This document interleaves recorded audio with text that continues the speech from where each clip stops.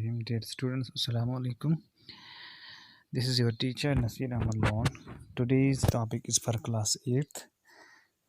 The topic entitles Polythene a Disaster. तो आज का जो हमारा टॉपिक क्लास 8 के लिए है वो इंग्लिश सब्जेक्ट से है, पॉलीथीन ए डिज़ास्टर. तो इससे पहले कि we will start our topic, we shall be having a brief introduction about polythene. तो when we see around us, जब हम अपनी इर्द गिर्द देखते हैं तो हमें हर एक चीज़ जो है उसमें पॉलीथीन का यूज़ दिखता है. किताबों से लेके खाने पीने की चीज़ों की पैकेजिंग तक, जो डिफरेंट फूड स्टफ्स हैं, कैंड फूड हैं, या जो बाकी मटेरियल प्लास्टिक बॉटल्स हम इस्तेमाल करते हैं, हर एक चीज़ में इसका इस्तेमाल होता है. माने कि प्लास्टिक या इस पॉलीथीन के बगैर जो हमें आज ज़िंदगी है वो नामुमकिन सी दिखती है, क्योंकि घर में इस्तेमाल होने वाली सारी चीज़ों में प्लास्टिक का इस्तेमाल आज होता है. अब किचन में जाएंगे, अब बाथरूम में जाएंगे, जो हम घर में जो हमारे यूटेंसिल्स हैं, फिटिंग इक्विपमेंट्स हैं, इलेक्ट्रिसिटी से रिलेटेड जो हमारे पास इक्विपमेंट्स होते हैं, घर में जो कंस्ट्रक्शन मटेरियल हम इस्तेमाल करते हैं, बस हर एक चीज़ में हम प्लास्टिक का इस्तेमाल देखते हैं. इसी तरह हम पॉलीथीन का इस्तेमाल भी देखते हैं कि घर में जो हम चीज़ें बाज़ार से लाते हैं, जो चीज़ें हमें पैकेट चीज़ें जो हम बाज़ार से ले आते हैं, जैसे कि आप खाने पीने की चीज़ें जो होती हैं, प्रोसेस्ड फूड्स, जैसे बिस्किट हो, लेज़ वगैरह जो आप इस्तेमाल खाते हैं, पोटैटो चिप्स होते हैं, या बाकी जो हम घर में जो दुकान से चीज़ें खरीदते हैं, या तो वो तो सारी पैक होती हैं जिसमें पॉलीथीन में. तो इसी पॉलीथीन से रिलेटेड हम आज बात करेंगे. तो अगर हम आपसे एक सवाल पूछेंगे कि पॉलीथीन हमारी ज़िंदगी में कितनी अहमियत रखता है, तो मुझे लगता है हर एक स्टूडेंट का आंसर यही होगा कि पॉलीथीन के बगैर हमारी ज़िंदगी थम जाएगी, हम आगे एक कदम ही नहीं चल सकते. हाँ ठीक है, ये बात बिल्कुल सही है कि हम पॉलीथीन के बगैर या जो प्लास्टिक हम इस्तेमाल करते हैं, इसके बगैर हमारी ज़िंदगी जो है वो तकरीबन नामुमकिन सी बन जाएगी, अगर हम एब्रप्टली इसको इस्तेमाल करना छोड़ देंगे. लेकिन पॉलीथीन हर एक चीज़ जो है इसका एक अपने प्रोज और कॉन्स भी होते हैं.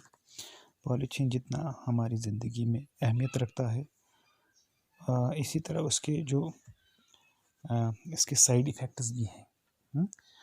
तो जब पॉल्यूशन की बात हम करते हैं तो सबसे पहली चीज़ जो हमारे जहन में आती है वो पॉलीथीन से रिलेटेड ही आती है, क्योंकि जब हम पॉलीथीन इस चीज़ को जलाते हैं तो एयर पोल्यूशन ऐसी हो जाती है.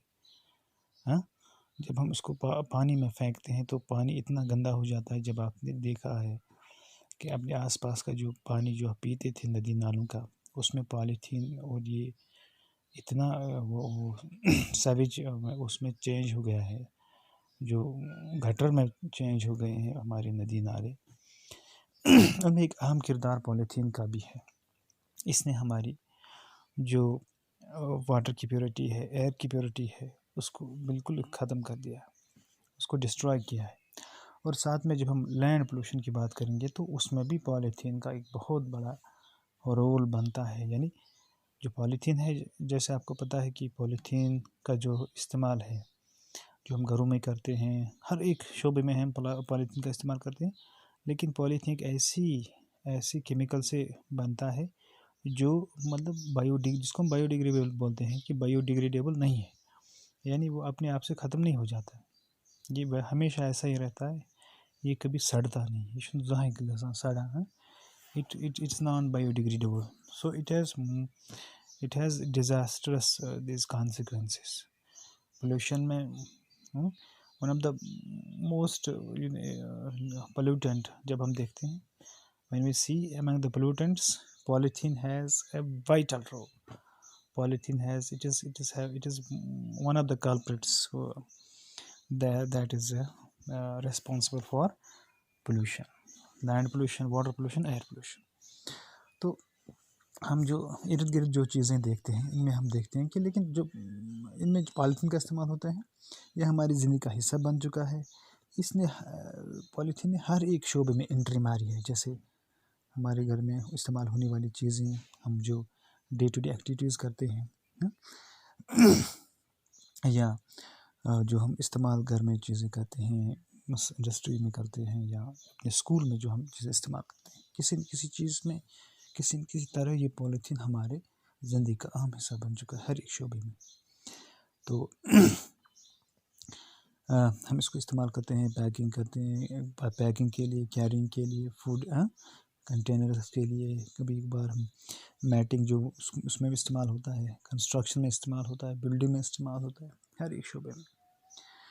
हाँ, तो पॉलीथीन की जो पोल्यूशन की बात जब हम करेंगे, तो हमारे जहन में यही चीज़ आता है कि ये एक नॉन बायोडिग्रेडेबल सब्सटेंस है, जो एक केमिकल से बनता है, जिसको हम इथिलीन कहते हैं। इसी की पॉलीमराइजेशन से ये बनता है।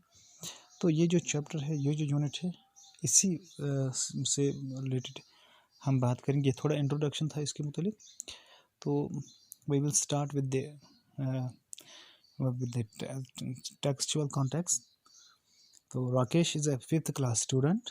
ही visits his uncle's house. Rakesh एक 5वीं जमात का बच्चा है, वो अपने अंकल के घर जाता है। तो साथ में उसके पेरेंट्स होते हैं। तो जब वो अपने अंकल के यहाँ जाता है, तो जैसे हमारे घर में कोई मेहमान आता है, तो नतीजतन आज हर जगह जो होते हैं, जो गंदगी हम डालते हैं, उनमें मोस्टली पॉलीथीन होता है।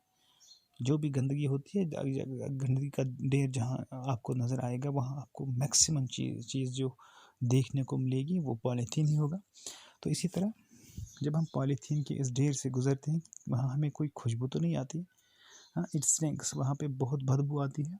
तो जैसे ही ये Rakesh 5th class student 5th standard student जब ये अपने अंकल के यहाँ जाता है, तो वहाँ पे उसको गंदगी के ढेर से गुजरना पड़ता है, जहाँ पे बहुत सारे पॉलीथीन जमा हैं, और इट स्टिंक्स, और इसमें बदबू होती है। तो नतीजतन हमारे साथ भी अगर ऐसा होता है, तो हम अपने नाक को क्या करते हैं, नाक को बंद करते हैं, है ना। तो इसी तरह ये भी अपनी इस नाक को ढांकते हैं, अपने मुंह को ढांकते हैं, अपने माउथ और